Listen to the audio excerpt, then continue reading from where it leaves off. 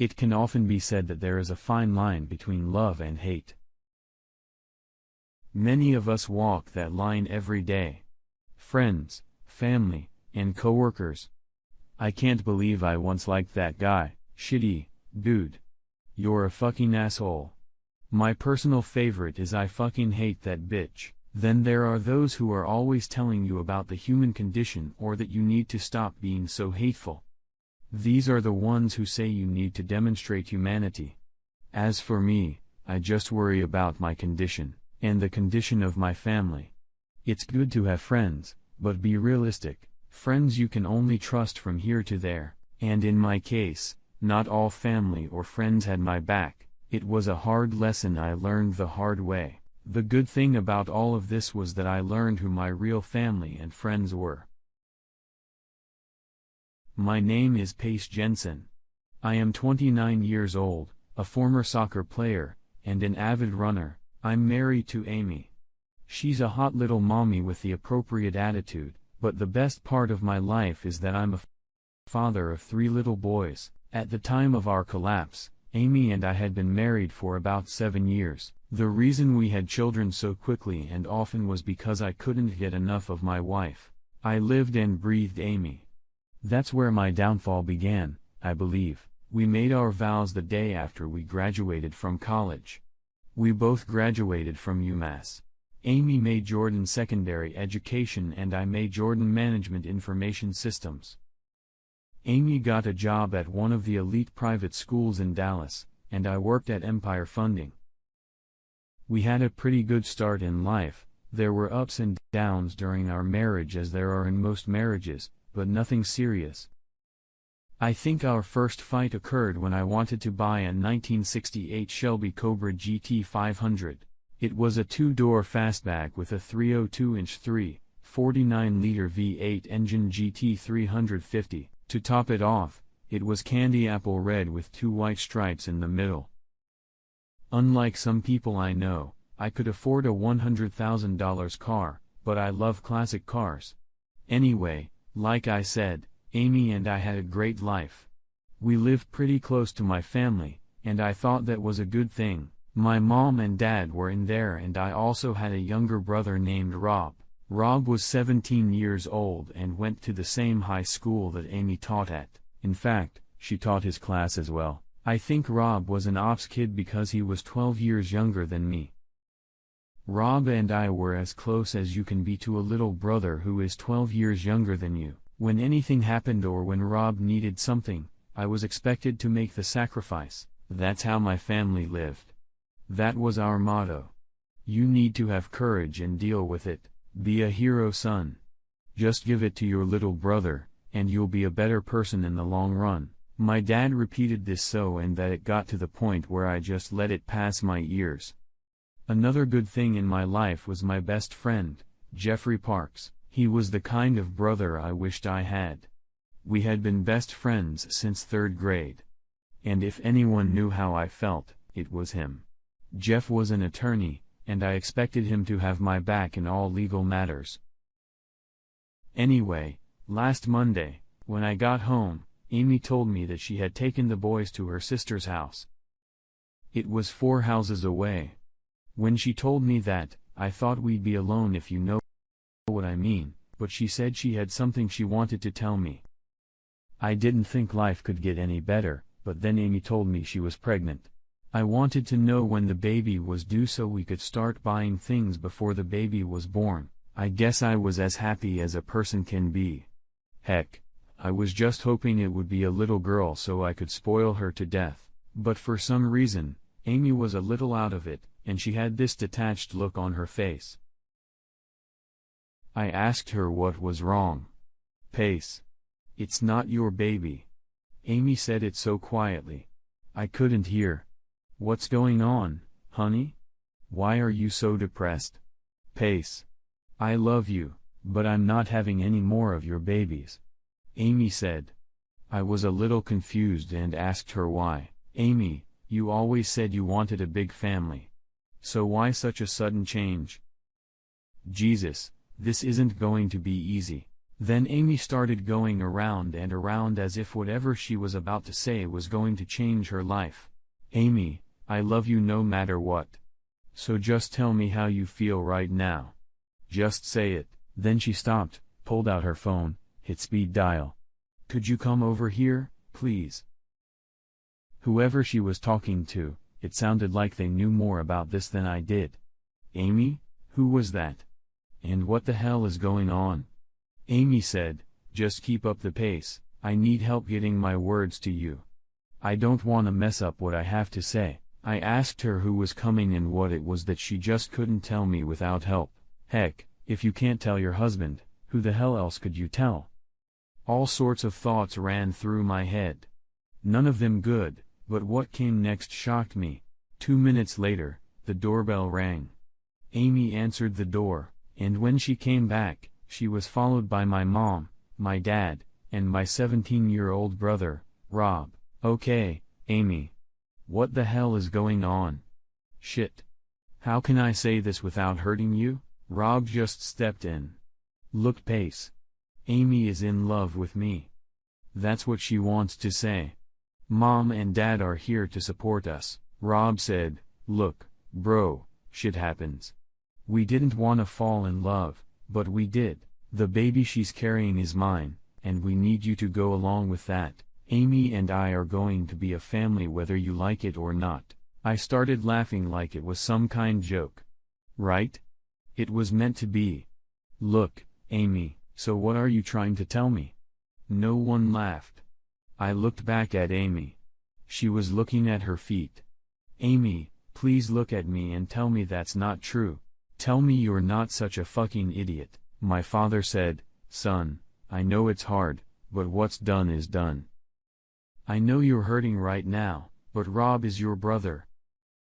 And so we have to find a way to deal with this. We know it takes a lot, but sacrifices have to be made.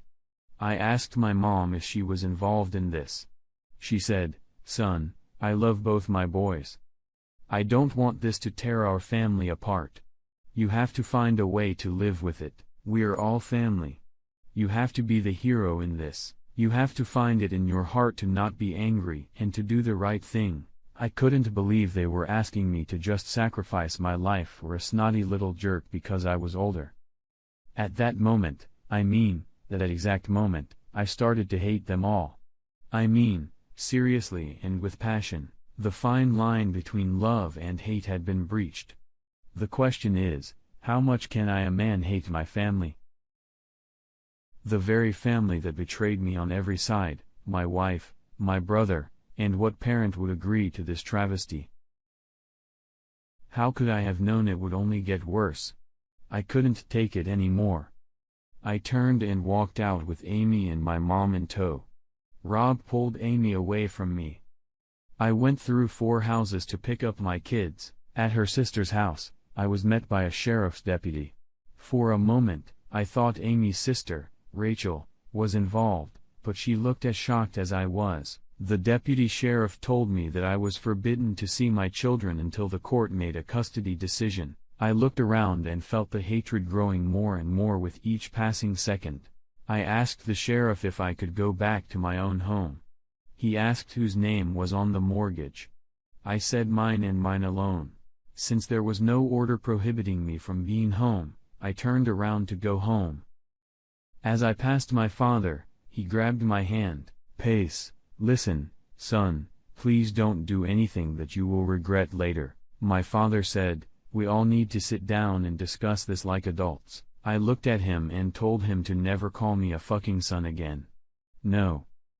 Get your fucking hand off me, or you'll regret it for the rest of your life. Now leave me alone, all you backstabbing bitches. I looked at Amy and told her, if I were you, I'd hire a good lawyer.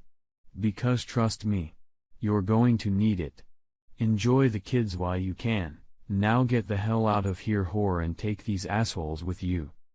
Before I could take another step, Rob shot at me. He hit me on the right side of my face. Before I could bounce away, my dad grabbed me and Rob hit me again. I was lucky Rob hit like a bitch, or I would have been hurt. The sheriff jumped off the porch, ran up and pounced on Rob.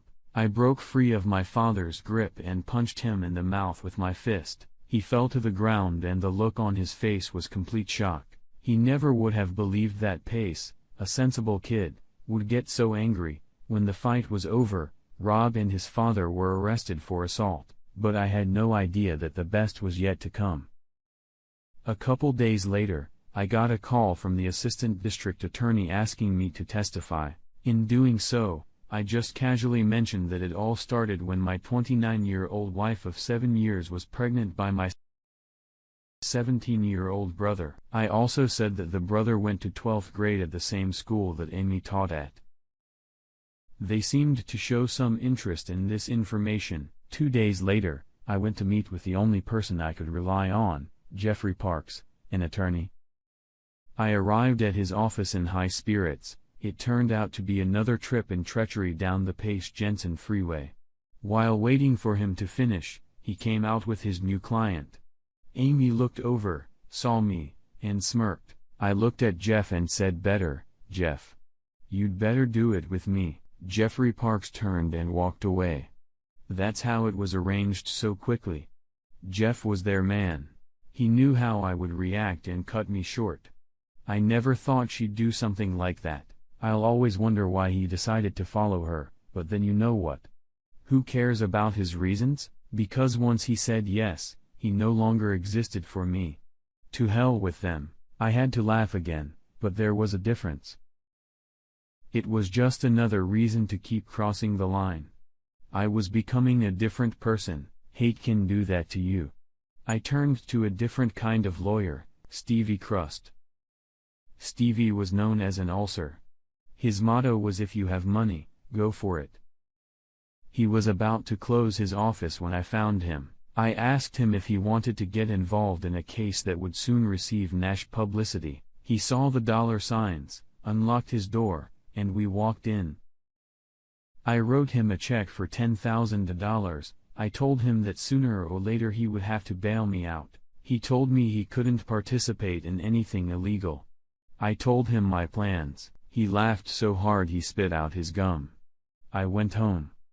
When I got there was a sheriff's deputy sitting in the driveway. He got out of his car and asked who I was. I showed him my ID. He gave me an envelope and said, "You have been served."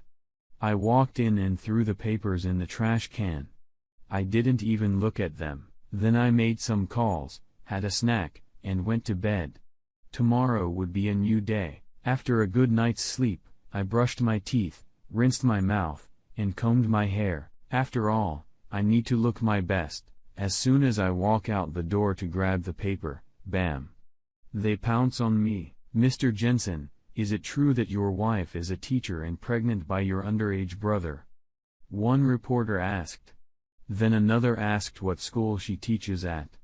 Another asked why she was still out. I said, "I don't know who should be doing this." From that point on, life became hell for everyone involved in this sad case.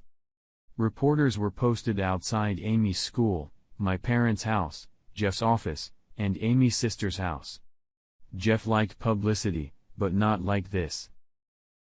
When Amy and my former parents first approached Jeff, he was under the impression that Rob was at least 18, not 17. The next thing pissed Jeff off even more. It was when his office was picketed by a group of family rights activists. One of the protesters doused him with cow urine. The next morning I appeared on the Nancy Grace Show. She called Amy anything but a child of God. If any of you watch the Nancy Grace TV show, you know that once she gets the story, she is like a dog with a bone. From the first moment to the end of the story, Nancy's reporting was all about Amy and her merry band of misfits. Hi, everyone. A child molester is walking free on our streets and pregnant with an impressionable young man. "And where's the DA?" Nancy shouted. I taped the show. I looked pretty dapper. I think so myself, but the camera does add 10 pounds. 2 days later, Amy was arrested for sex with a minor, breach of public trust and rape. Rob was removed from his parents' custody and sent to juvie. They eventually learned that he had to stay there until he turned 18. A month later, I was sitting in a courtroom across from Amy and my former family. She was represented by an asshole who used to be my friend. The only person I felt sorry for was my mom. She just sat there looking sad. It was heartbreaking, but such is life. Amy and Mrs. Jensen had called me hundreds of times over the past month, asking if I would sit down and talk to them before things went too far. I asked Amy one question. "Did you sit down and talk to me before you slept with my brother?" She didn't answer. So there was no point in talking. After Amy was arrested, my children were returned to me.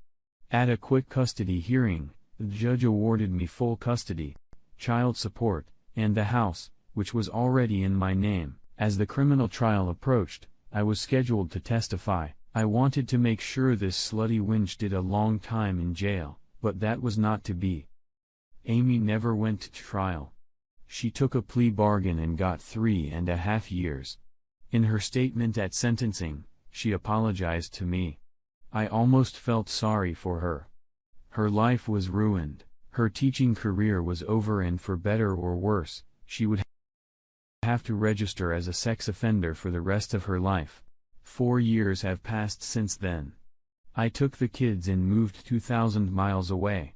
Now that our family consisted of 7 people, my 3 sons and Amy's 2 little daughters, we were a smaller version of the Brady family. I know. The BTB crowd is going to call me a wuss. And you know what? They'd be dead wrong. You think I'm stupid enough to stay with any whore who will sleep with my former little brother? Hell no. My wife's name is spelled Amy. I met her 4 months after we moved in. Amy is a motorcycle cop, and the day she wrote me a ticket changed my life. When she got back to her motorcycle, all it took was one look at her ass, and I knew she was going to be my next wife. I had to beg a little, but once I got her into bed, it was the greatest day of my life. Did I mention she has her own handcuffs? I love her to death, but it took her a long time to overcome my distrust. Amy has faced a lot of shit over the years, and she's been through just as much. She's just like me, she doesn't trust shit. She tests me the same way I test her, and it works for us. But most of all, I like the hell out of her in bed.